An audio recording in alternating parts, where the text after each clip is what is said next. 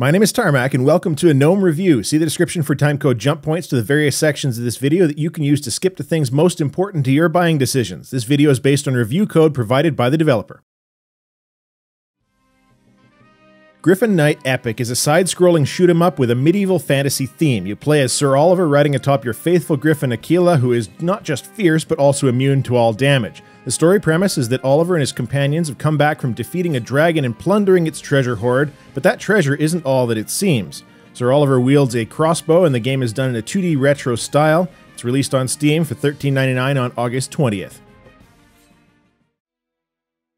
This title has both keyboard and controller support. Both are playable, but as with most games of this style, the gamepad is preferable. I'm not a fan of how the button remapping was done. You can fully remap buttons, but rather than the traditional Xbox controller representations, or perhaps something that lets you choose the controller you're using, you get these number remaps. Things like the D-pad being referenced by 7+ makes it a pain to remap and remember what button relates to which action.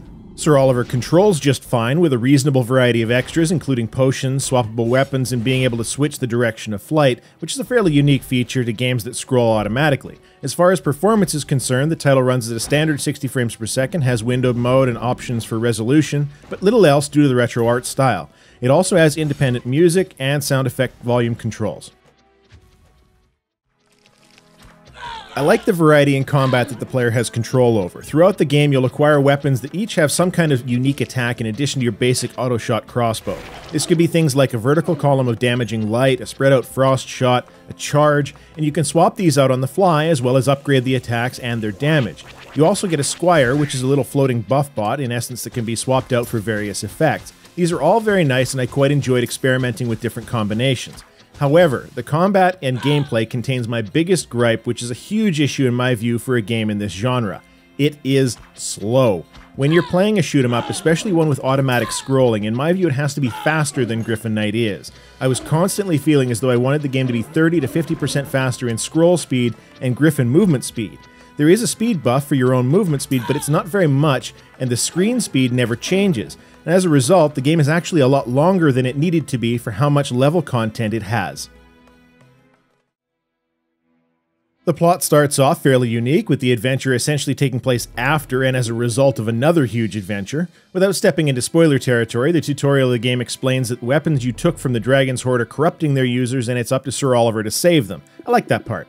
I also want to give some mad props to the developers for their extensive compendium that has text descriptions for weapons, enemies, area, items, and all kinds of other stuff, including being able to watch cutscenes again. This was completely unnecessary as a feature, but very, very well done. The game advertises localization in English, Portuguese, Spanish, and Russian. I can't speak to the other languages, but the text is very awkward in English. Nothing is spelled wrong, but you can tell that the writing was done by somebody whose first language is not English. I can't say that I'm impressed by the graphical style. Retro games are a dime a dozen these days. Visually, it reminds me of games like Ghosts and Goblins, albeit not as dark. The characters are unique and recognizable, with areas that are equally unique from one another in their design. The music is pretty good, with that retro MIDI-style sound that you'd expect on something like the Super Nintendo. Sound effects are varied, but they do sound a little bit awkward, especially with multiple death or hit effects occurring at the same time. The effects just don't sound amazing. The game is solid, and the developer is responsive to fixing problems. There was a blocking bug that I encountered early that the dev had fixed within a couple of days, and since that bug, I have not run into any quality assurance problems. It feels as though the game plays precisely as intended, without any deviations.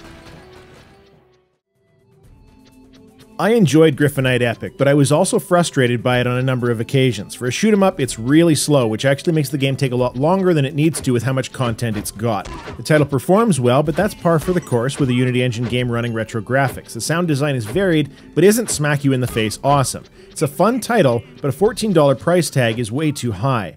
I'll give it a 6 out of 10. It's worth playing if you can get it on sale, or if you've got a real hankering for a retro-style game.